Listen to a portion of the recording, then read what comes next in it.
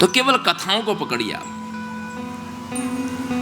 कहीं कहीं श्लोक में लिखा हुआ था कि इस कल्प में ये कथा हुई, जैसे श्री कृष्ण अवतार के विषय में लिखा है कि 28वें द्वापर युग में, वैवस्वत मनवंतर के 28वें द्वापर युग में कृष्णावतार हुआ था। तो ये बात ठीक से समझ में आ जाती है कि इसी आज से 5000 साल पहले ही भगवान कृष्ण का अवतार हुआ था। ये बात हमको समझ में आ जाती है। श्रीमद् भागवत में अवतारों की गणना है, लेकिन ये नहीं लिखा। कम से कम देवी भागवत में इतना तो बताया है। देवी भागवत में बताया है कि 19वें त्रेता युग में परशुरामा अवतार हुआ, श्वेतवाराह कल्प के वैवस्वत चाक्षुष मनवंतर की द्वितीय चतुर्युग में दत्तात्रेय अवतार हुआ, चतुर्थ चतुर्युग में नरनारायण अवतार हुआ। ऐसे वर्णन तो है, लेकिन श्रीमद् भागवत आदि ग्रंथों में तो वो भी वर्णन नहीं है। तो मुझे ऐसा लगता है कि मुझे ये काल की गणना में फंसना नहीं चाहिए, केवल कथाओं को ग्रहण करना चाहिए। कथा के पीछे रहस्य क्या है, कथा के पीछे क्या सार है, क्या संदेश है, केवल उसको पकड़ना चाहिए। यदि काल की गणना में फंसेंगे तो हिसाब नहीं लगा पाएंगे। और जो लोग आपके पुराणों को मिथ्या बोलते हैं ना, उन्होंने क्या किया, उन्होंने काल को ही पकड़ लिया, काल की गणना को पकड़ लिया।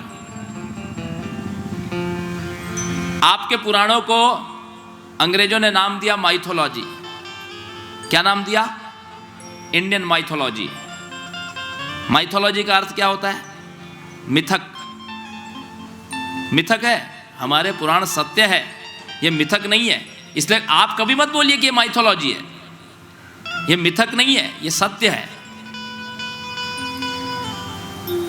यदि ये सत्य नहीं होते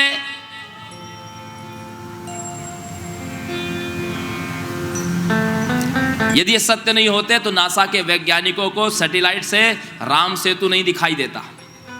इतिहास के पास में और कोई ऐसा प्रमाण नहीं है कि श्रीलंका से, भारत के रामेश्वरम से लेकर के, धनुषकोटी से लेकर के श्रीलंका तक किसी कारण से किसी राजा ने सेतु बनाया होगा, व्यापार के निमित्त या और कोई निमित्त से। ऐसा इतिहास के पास में और कोई कारण नहीं है। लेकिन हमारे पास में कारण है। हमारी राम कथा कहती है कि राम जी ने सीता जी को प्राप्त करने के लिए रामेश्वरम से लेकर के लंका तक सेतु बनाया था। यह प्रमाण मिलता है। इसलिए इसको मिथक नहीं कह सकते आप, यह सत्य है। आप वृंदावन जाइए, ब्रज 84 कोस ब्रज यात्रा करिए, अनेक ऐसे स्थान हैं जहां पर आपको श्री कृष्ण के प्रमाण मिलेंगे। श्री कृष्ण के प्रमाण आपको आज भी मिलेंगे। तो क्या कृष्ण चरित्र मिथक है? नहीं, मिथक नहीं है।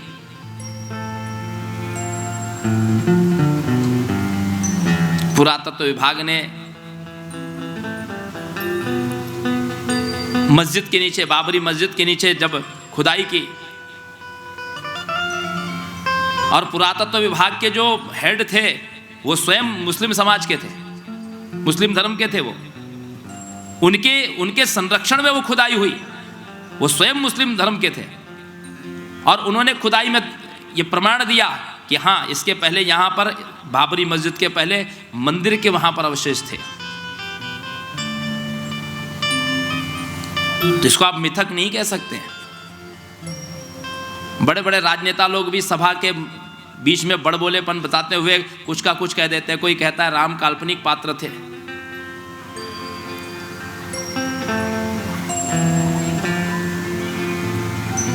राम काल्पनिक पात्र है तो रामटेक झूठा है, चित्रकूट झूठा है, अयोध्या झूठी है, रामेश्वरम झूठा है, पंचवटी झूठी है।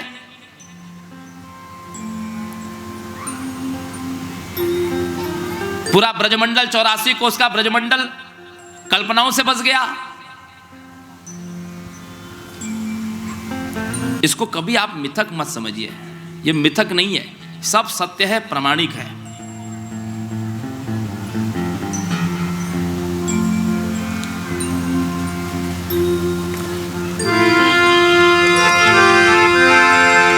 ढूंढने मालिक मिल जाते हैं प्रभु, लेकिन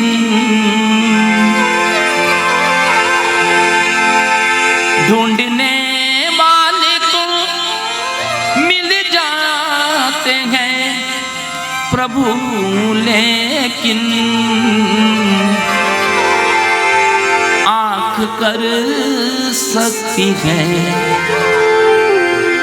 पहचान बड़ी मुश्किल से। आँख कर सकती है पहचान बड़ी मुश्किल से। मुश्किलें होती हैं आसान बड़ी मुश्किल से। आदमी बनता है इंसान बड़ी मुश्किल से।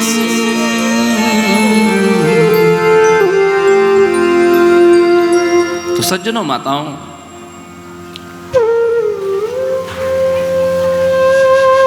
भगवान वाराह ने हिरण्याक्ष का वध करके इस पृथ्वी को अपने संकल्प से जल राशि पर स्थापित किया, जल राशि पर स्थापित किया।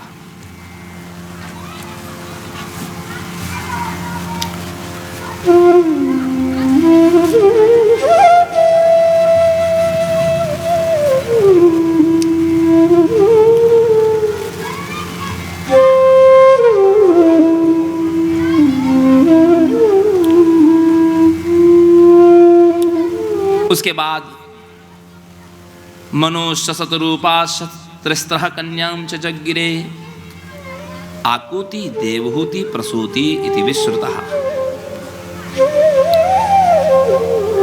मनु जी और शतरूपा जी की 3 कन्याएं हुई, आकुति, देवहूति और प्रसूति। आकुति का विवाह रुचि नाम के प्रजापति के साथ में हुआ और इनके यहाँ भगवान का अवतार हुआ यज्ञ नारायण के नाम से। भगवान का अवतार, यज्ञ अवतार। इस पृथ्वी पर जितने भी यज्ञ होते हैं उनके अधिष्ठात्री देवता यज्ञ नारायण कहे जाते हैं।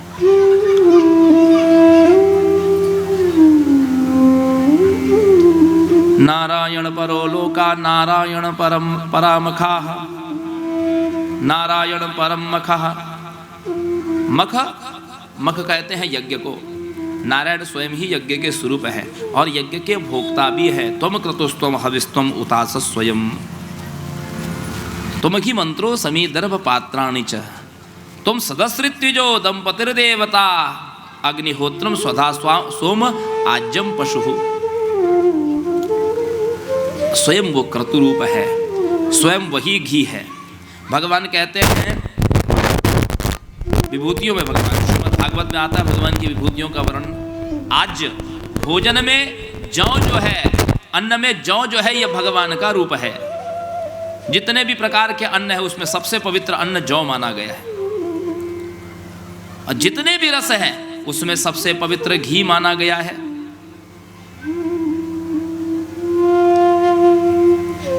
घी को कभी भी जब आप भोजन में परोसते हैं ना, तो भोजन आरंभ होने के पहले घी परोसना चाहिए। यदि व्यक्ति ने कौर उठा के खा लिया, थाली जूठी हो गई, तो जूठी थाली में कभी घी नहीं परोसना चाहिए। हमारे महाराष्ट्र में पूरन पोड़ी चलती है तो पूरन पोड़ी में घी डाला जाता है। लोग पूरन पोड़ी में फिर खा रहे हैं और थाली में फिर घी डालते हैं, ऐसे नहीं चलता है। घृत जो है यह भगवान का विभूति है, भगवान का रूप है घी। अग्निहोत्रम स्वधा सोम आज्यम आज्यम घृतम, यह भगवान की विभूति है। तो यज्ञ नारायण भगवान और उनकी यज्ञ नारायण की शक्ति कौन है? लक्ष्मी जी के दक्षिणांग से प्रकट हुई दक्षिणा देवी, इसलिए उनका नाम दक्षिणा पड़ा, क्योंकि वो लक्ष्मी जी के दक्षिण भाग से प्रकट हुई हैं। तो यज्ञ नारायण की वह शक्ति है, बिना दक्षिणा के कभी कोई यज्ञ पूर्ण नहीं माना गया। बिना दक्षिणा के कोई यज्ञ पूर्ण नहीं माना गया। और उन यज्ञ नारायण और दक्षिणा देवी के पुत्र का नाम क्या है? बोले उसको कहा गया फल, वही फल है।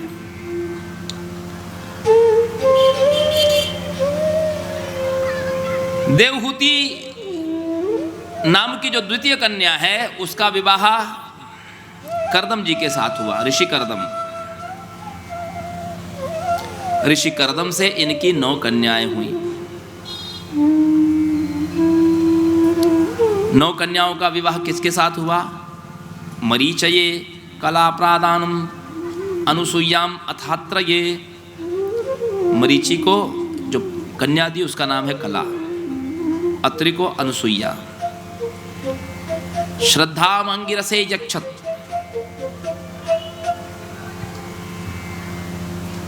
पुलस्त्याय हविर्भुम। श्रद्धा नाम की कन्या अंगिरा को, पुलस ऋषि को हविर्भु नाम की कन्या दी।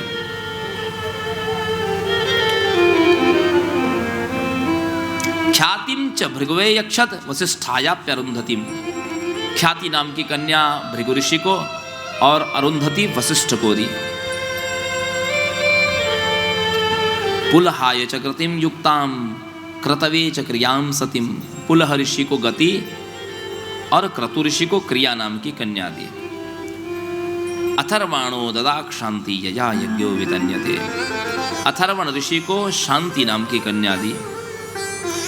और कर्दम प्रजापति से देवहूति जी के एक और भगवान के अवतार हो गए।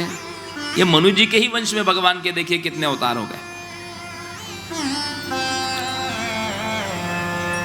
अयम सिद्ध गणाधीश सांख्याचार्य सुसम्मत लोके कपिल इत्याख्या गंताते कीर्ति वर्धन। भगवान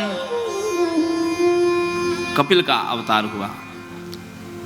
प्रेम से कहिए यज्ञ नारायण भगवान की, कपिल देव भगवान की, मनु जी महाराज की। इन मनु जी के ही संतान